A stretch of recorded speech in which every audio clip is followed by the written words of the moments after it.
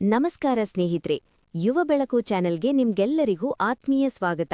ಇಂದು ನಾವು ಚರ್ಚಿಸುತ್ತಿರುವ ವಿಷಯ ಪ್ರತಿಯೊಬ್ಬರ ಜೀವನಕ್ಕೂ ಅತ್ಯಂತ ಹತ್ತಿರವಾದುದು ಮತ್ತು ಅಷ್ಟೇ ಭಯಾನಕವಾದುದು. ನಮ್ಮ ಕಣ್ಣೆದುರಿಗೆ ಇರುವ ನಾವು ಪ್ರತಿದಿನ ಪ್ರೀತಿಯಿಂದ ಬಳಸುವ ವಸ್ತುಗಳು ಮತ್ತು ತಿನ್ನುವ ಆಹಾರಗಳು ಹೇಗೆ ನಿಧಾನವಾಗಿ ನಮ್ಮ ದೇಹದಲ್ಲಿ ಕ್ಯಾನ್ಸರ್ ಎಂಬ ವಿಷಬೀಜವನ್ನು ಬಿತ್ತುತ್ತಿವೆ ಎಂಬ ಕಹಿ ಸತ್ಯವನ್ನು ಇಂದು ನಾವು ಅನಾವರಣ ಮಾಡಲಿದ್ದೇವೆ.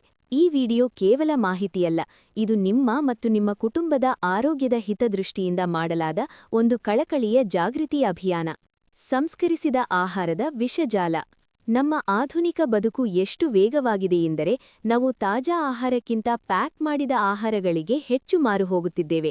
ಮಾರುಕಟ್ಟೆಯಲ್ಲಿ ಸಿಗುವ ಸಂಸ್ಕರಿಸಿದ ಮಾಂಸಗಳು ಅಂದರೆ ಬೇಕನ್ ಅಥವಾ ಸಾಸೇಜ್ಗಳಂತಹ ಪದಾರ್ಥಗಳು ನೋಡಲು ಆಕರ್ಷಕವಾಗಿರಬಹುದು, ಆದರೆ ಇವುಗಳನ್ನು ದೀರ್ಘಕಾಲ ಕೆಡದಂತೆ ಇಡಲು ಬಳಸುವ ನೈಟ್ರೇಟ್ ಎಂಬ ರಾಸಾಯನಿಕಗಳು ನಮ್ಮ ಕರುಳಿನ ಆರೋಗ್ಯವನ್ನು ಸಂಪೂರ್ಣವಾಗಿ ಹಾಳು ಮಾಡುತ್ತವೆ. ಇದು ಕೇವಲ ಮಾಂಸಕ್ಕೆ ಸೀಮಿತವಾಗಿಲ್ಲ.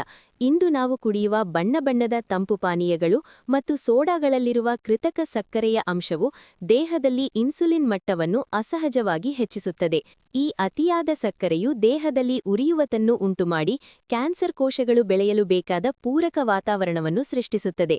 ಪರೋಕ್ಷವಾಗಿ ಇದು ಬೊಜ್ಜಿಗೆ ಕಾರಣವಾಗಿ ಸ್ತನ ಮತ್ತು ಪ್ರಾಸ್ಟೇಟ್ ಕ್ಯಾನ್ಸರ್ ಅಪಾಯವನ್ನು ತಂದೊಡ್ಡುತ್ತದೆ. ಅಡುಗೆ ಮನೆಯಲ್ಲಿ ಅಡಗಿರುವ ಮೌನ ಕೊಲೆಗಾರರು. ನಮ್ಮ ಅಡುಗೆ ಮನೆ ಎಂದರೆ ಆರೋಗ್ಯದ ತಾಣ ಅಂದುಕೊಂಡಿದ್ದೇವೆ, ಆದರೆ ಅಲ್ಲಿ ನಾವು ಬಳಸುವ ನಾನ್ಸ್ಟಿಕ್ ಪಾತ್ರೆಗಳ ಬಗ್ಗೆ ಸ್ವಲ್ಪ ಯೋಚಿಸಿ. ಈ ಪಾತ್ರೆಗಳಿಗೆ ಬಳಿಯಲಾದ ಟೆಫ್ಲಾನ್ ಲೇಪನವು ಅತಿಯಾಗಿ ಬಿಸಿಯಾದಾಗ ಅದರಿಂದ ಬಿಡುಗಡೆಯಾಗುವ ವಿಷಕಾರಿ ಹೊಗೆ ನಮ್ಮ ಶ್ವಾಸಕೋಶದ ಮೇಲೆ ಗಂಭೀರ ಪರಿಣಾಮ ಬೀರುತ್ತದೆ.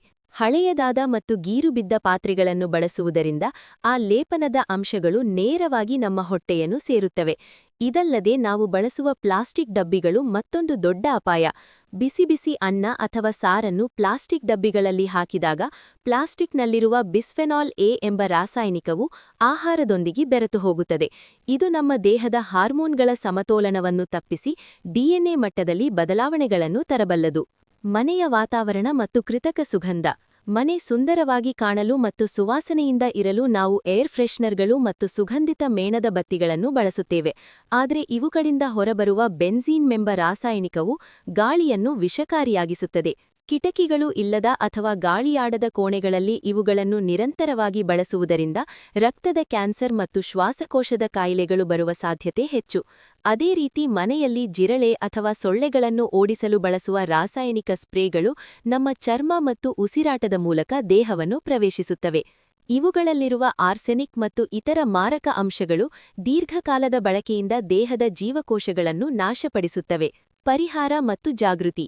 ಇಷ್ಟೆಲ್ಲ ಕೇಳಿದ ಮೇಲೆ ನಮಗೆ ಭಯವಾಗುವುದು ಸಹಜ, ಆದರೆ ನಾವು ಬದಲಾಗಲು ಇಂದೇ ನಿರ್ಧರಿಸಬೇಕು. ಪ್ಲಾಸ್ಟಿಕ್ ಬದಲು ಸ್ಟೀಲ್ ಅಥವಾ ಗಾಜಿನ ಪಾತ್ರೆಗಳನ್ನು ಬಳಸುವುದು, ನಾನ್ಸ್ಟಿಕ್ ಪಾತ್ರೆಗಳ ಬದಲು ಕಬ್ಬಿಣ ಅಥವಾ ಮಣ್ಣಿನ ಪಾತ್ರೆಗಳಿಗೆ ಆದ್ಯತೆ ನೀಡುವುದು ಮೊದಲ ಹೆಜ್ಜೆಯಾಗಲಿ. ಸಂಸ್ಕರಿಸಿದ ಆಹಾರವನ್ನು ತ್ಯಜಿಸಿ ಮನೆಯಲ್ಲೇ ತಯಾರಿಸಿದ ತಾಜಾ ಹಸಿರು ತರಕಾರಿ ಮತ್ತು ಹಣ್ಣುಗಳನ್ನು ಸೇವಿಸುವುದು ನಮ್ಮ ದೇಹಕ್ಕೆ ರೋಗನಿರೋಧಕ ಶಕ್ತಿಯನ್ನು ನೀಡುತ್ತದೆ. ಪ್ರಕೃತಿಯ ಜತೆಗೆ ಬದುಕುವುದು ಮತ್ತು ರಾಸಾಯನಿಕ ಮುಕ್ತ ಜೀವನ ಶೈಲಿಯನ್ನು ಅಳವಡಿಸಿಕೊಳ್ಳುವುದು ಮಾತ್ರ ಈ ಮೌನ ಕೊಲೆಗಾರನಿಂದ ನಮ್ಮನ್ನು ಕಾಪಾಡಬಲ್ಲದು. ಸ್ನೇಹಿತರೆ, ಆರೋಗ್ಯವೇ ಭಾಗ್ಯ ಎಂಬ ಮಾತು ಇಂದಿನ ಕಾಲಕ್ಕೆ ಅನ್ವಯವಾಗುವುದು ನಮ್ಮ ಎಚ್ಚರಿಕೆಯ ಮೇಲೆ ಮಾತ್ರ. ನಿಮ್ಮ ಅರಿವಿಲ್ಲದೆ ನೀವು ಮಾಡುತ್ತಿರುವ ಸಣ್ಣ ತಪ್ಪುಗಳು ದೊಡ್ಡ ಬೆಲೆ ತೇರುವಂತೆ ಮಾಡದಿರಲಿ. ಈ ವಿಡಿಯೋದಲ್ಲಿನ ಮಾಹಿತಿ ನಿಮ್ಮ ಕಣ್ಣು ತೆರೆಸಿದೆ ಎಂದು ನಾನು ನಂಬುತ್ತೇನೆ. ನಿಮ್ಮ ಆರೋಗ್ಯ ನಿಮ್ಮ ಕೈಯಲ್ಲಿದೆ. ಸರಿಯಾದ ನಿರ್ಧಾರವನ್ನು ಇಂದೇ ತೆಗೆದುಕೊಳ್ಳಿ. ಈ ಮಾಹಿತಿ ಇಷ್ಟವಾದರೆ ಲೈಕ್ ಮಾಡಿ. ನಿಮ್ಮ ಪ್ರೀತಿಯ ಪಾತ್ರರ ಜೀವ ಉಳಿಸಲು ಈ ವಿಡಿಯೋವನ್ನು ಅವರಿಗೂ ಶೇರ್ ಮಾಡಿ. ನಿಮ್ಮ ಅಭಿಪ್ರಾಯಗಳನ್ನು ಕಮೆಂಟ್ ಮೂಲಕ ತಿಳಿಸಿ. ಇಂತಹ ಉಪಯುಕ್ತ ಮತ್ತು ಸಕಾರಾತ್ಮಕ ವಿಷಯಗಳಿಗಾಗಿ ನಮ್ಮ ಯುವ ಬೆಳಕು ಚಾನಲ್ ಅನ್ನು ತಪ್ಪದೇ ಸಬ್ಸ್ಕ್ರೈಬ್ ಮಾಡಿ. ಸದಾ ಆರೋಗ್ಯವಾಗಿರಿ, ಸದಾ ಜಾಗೃತರಾಗಿರಿ. ಧನ್ಯವಾದಗಳು.